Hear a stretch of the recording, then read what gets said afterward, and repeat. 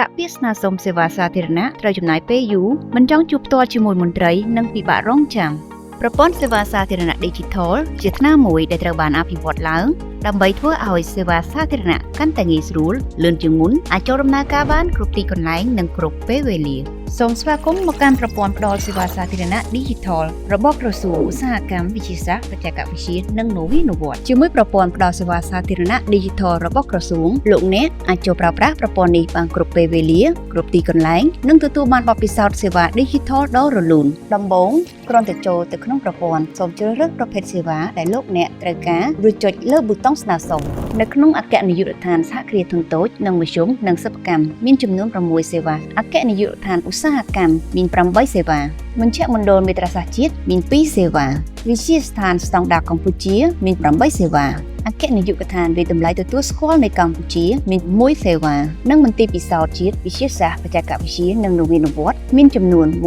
138សេវានេះជាចំនួនសេវាសាធារណៈដែលមាននាពេលបច្ចុប្បន្ននិងកំពុងដាក់បញ្ចូលជាបន្តទៀត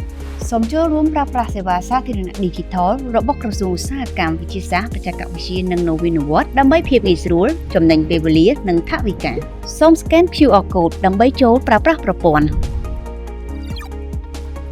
សម្រាប់ព័ត៌មានបន្ថែមសូមទាក់ទងក្រុមការងារតាមរយៈលេខទូរស័ព្ទ1265